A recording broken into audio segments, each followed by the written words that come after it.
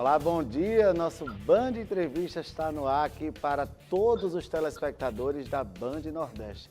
No programa de hoje nós teremos duas entrevistas. Nós vamos conversar com a odontóloga Eline Rayane. Vamos falar aí sobre a harmonização orofacial e também vamos falar com o analista de comportamento do consumidor, Roberto James. Então não perca que hoje o programa está muito bom e o Band Entrevista está no ar. De volta com o nosso Band Entrevista e, como eu falei, vamos conversar agora com o analista em comportamento do consumidor, Roberto James, que já é bem conhecido aqui do nosso programa, sempre com temas interessantes. Roberto, seja muito bem-vindo aqui ao nosso Band Entrevista. Bom dia, Rodrigo. Bom dia. Alô, Isso aí, Roberto. para ajudar. Bom dia, Roberto. Bom dia. Agora estou lhe ouvindo bem. Vamos lá, Roberto. Hoje nós vamos falar sobre carros elétricos. Quer dizer que a gente não pode ter uma esperança que eles cheguem assim com tanta rapidez aqui no Brasil, principalmente para um grande número de consumidores? Exatamente, Rodrigo. Fiz um estudo muito apurado sobre as tendências, automobilísticas desses próximos 10 a 30 anos e pude perceber fatores interessante não entre nessa rota de popularização do carro elétrico. Olha, o carro elétrico já é uma realidade, isso não tem mais volta. Nós já temos carros elétricos aqui no Brasil, mas entre trocar a frota para carros elétricos está um pouco distante aqui no Brasil e a gente vai conversar um pouco mais sobre isso. Porque você disse que está distante, a gente já vê hoje, por exemplo, a moto elétrica sendo consumida a um preço relativamente competitivo em relação à moto normal, a combustível. E aí você hoje me traz uma coisa inversamente proporcional ao carro. Por quê? Exato. Olha só, nós temos alguns pontos que faz com que o Brasil se distancie um pouco dessa realidade do carro elétrico como uma larga escala no comércio local, ou seja, no Brasil inteiro, podemos assim dizer. Eu vou elencar aqui alguns deles. O primeiro deles é a nossa insuficiência energética. Rodrigo, o Brasil não cresce há mais de 6 anos. A partir do momento que a gente tem qualquer instabilidade, você vê o que acontece no país. Tivemos 15 dias no Amapá sem energia.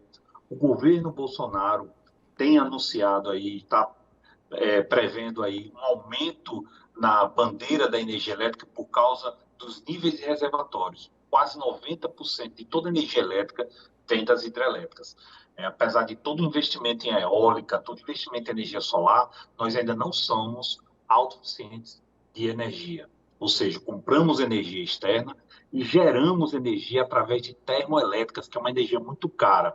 Eu te pergunto, nós vamos trocar toda a nossa frota por carros elétricos e aonde o Brasil vai arranjar energia elétrica para fazer com que esses carros andem? Vamos queimar óleo diesel nas termoelétricas, ou seja, vamos trocar uma poluição por outra.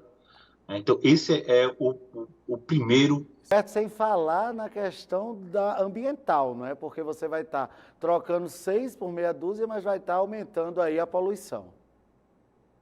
Exatamente, veja bem, a pressão ambiental ela é muito forte nos países como a Europa, aqueles países que já esgotaram muitas das suas reservas, suas florestas. O Brasil ele está muito à frente disso porque nós temos um controle maior da emissão de CO2, nós temos uma vasta área de plantações, coisas que nos Estados Unidos você encontra também, na China e na Rússia. Você não sente essa pressão nesses países pelo carro elétrico, você sente muito na Europa. É claro que os países que são dependentes do petróleo, eles querem demonizar o petróleo e querem trocar essa matriz energética. Só que é muito importante para a gente porque ela gera empregos, porque ela é muito rentável. Esse é um dos pontos que faz com que o petróleo seja muito rentável. Então, essa questão ambiental não vai colar muito aqui no Brasil. Por quê? Porque se a gente pegar o cultivo da cana, como a gente já conversou, ele absorve grande parte, mais de 80% do CO2 que todos os carros emitem utilizando o etanol. O etanol já é bem menos emissor do que a gasolina e por aí vai. Então, essa questão ambiental a gente está à frente, os Estados Unidos estão bem, e a China ainda tem alguns problemas e tal, mas não existe essa pressão, né, do carro elétrico para lá. Esse é um outro motivo pelo qual o carro elétrico deve demorar ainda um pouquinho a se popularizar aqui no E Brasil. eu acho também que, sem falar na comodidade, né? Porque o combustível você para ali em poucos minutos, você já abastece o seu carro. Eu acredito que com o carregamento elétrico, né, a carga elétrica para os carros, esse abastecimento ele deve ser mais demorado. Exatamente, Rodrigo. Você tocou num ponto importantíssimo. Esse é um dos principais motivos de que o carro elétrico ainda não pegou, mesmo na Europa. Qual é o problema? É o tempo de carregamento das baterias. Olha, no mínimo 1h30 a 3 horas para você ter algum tipo de carga para você poder se deslocar. Então, imagina aí você ficar popularmente, como a gente chama, no prego na gasolina, né? Você vai ali, pega um Uber, pega uma carona, vai no posto, coloca ali 2 litros de gasolina, coloca no seu carro e você tira o carro do prego. E no carro elétrico, como faz? Né? Os carros não vão passar no posto 3 horas, ou seja, ou você abastece quando está em casa ou você abastece quando está parado no seu trabalho. Beleza, mas eventualmente isso é um problema. Agora, Rodrigo, eu queria falar para você de um diferencial tecnológico que o Brasil tem desenvolvido junto com a Nissan, que pode assim, tornar essa realidade muito mais próxima de acontecer, que é uma expressão chamada célula de combustível. O que é isso, Rodrigo? A Nissan desenvolveu uma tecnologia de gerar energia elétrica através da quebra das moléculas do etanol. E ele transforma em hidrogênio. Esse hidrogênio gera energia elétrica e faz com que o carro ande. A emissão de gases fica 99% do que sai desse veículo é oxigênio puro, Rodrigo.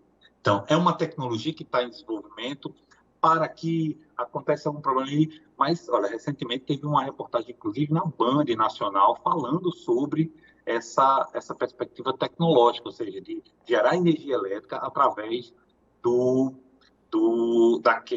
processo químico em cima do etanol. Você resolve esse problema de abastecimento, de demora de carregar uma bateria, né? E você já... Isso pode estar mais próximo, né? E quanto à autonomia, porque, por exemplo, eu fui conhecer aqui em Natal a revenda das motos elétricas e ela tem uma autonomia muito curta. Com uma bateria cheia, você só anda 60 quilômetros e a 60 quilômetros por hora. Ela tem essas duas limitações. Quando a gente passa para o carro, há essas limitações também? Olha, houve um avanço muito grande em relação à autonomia, porém as baterias ainda são muito grandes, são muito robustas.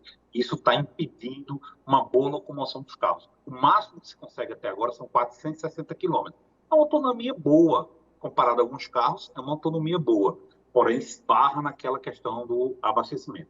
Se você perceber, Rodrigo, esse tipo de veículo, ele é altamente útil em cidades como as europeias, que são próximas umas das outras, os grandes centros, né, europeus, que tem aqueles carros pequenos que rodam para ali, vai para aqui. É muito útil para aquela realidade europeia e muito diferente da nossa cultura. Nós não temos essa cultura de tudo aqui perto, né, os deslocamentos são grandes, os Estados Unidos é imenso, né, precisa se deslocar. A tecnologia de flex foi criada nos Estados Unidos para que pudesse fazer altos deslocamentos em locais onde não tivesse etanol e você pudesse abastecer gasolina. Então, a gente tem esse ponto que é basicamente cultura europeia. Então, os países que não têm reservas de petróleo, os países são muito dependentes desse tipo de energia, eles tendem a demonizar o carro a combustão, querem empurrar o carro elétrico. Claro, o carro elétrico é mais caro, o carro elétrico tem muitos problemas, mas eu não tenho petróleo, então eu prefiro que você também pague caro pelo carro elétrico, deixe o petróleo de lado. Você fala em Né, pagar caro pelo carro elétrico numa proporção de quanto? Vamos equiparar um carro, por exemplo, popular, que hoje custa R$50 mil aqui no Brasil. Se ele vier a ser elétrico, ele teria um custo mais ou menos de quanto? Olha, nas proporções de imposto que nós temos hoje, de 40% a 50%. Eu vou dar um exemplo aqui de uma SUV que a Audi lançou, que ela lançou agora uma SUV que é em média 300 a 350 mil, está a 550 mil ela com a versão elétrica, né? Então, ainda é muito caro esse tipo de tecnologia. E a questão do valor do combustível, assim, entre abastecer eletricamente e abastecer com combustível, essa proporção é inversamente proporcional? Olha, no teor de geração que a gente tem hoje aqui, não seria. O problema seria a demanda que a gente teria por energia que a gente não conseguiria compensar, né? Ou seja, a gente está gastando mais energia, o que acontece? Eles aumentam a tarifa porque vai ter que ligar a termoelétrica, porque vai ter que comprar energia mais cara para poder repor. Então, assim, nessa proporção, ele é em desvantagem. Se a gente tirar toda a carga tributária, a energia elétrica é mais vantajosa. Porém, na questão de custos, o petróleo, o etanol ainda é muito mais vantajoso. Eu queria agradecer muito a participação de Roberto James aqui no nosso programa de hoje, dizer que o nosso Band Entrevista vai ficando por aqui. A gente volta na nossa próxima edição, sempre de segunda a sexta-feira, aqui às 6h30 da manhã, na tela da Band. E claro que a gente conta com a sua audiência.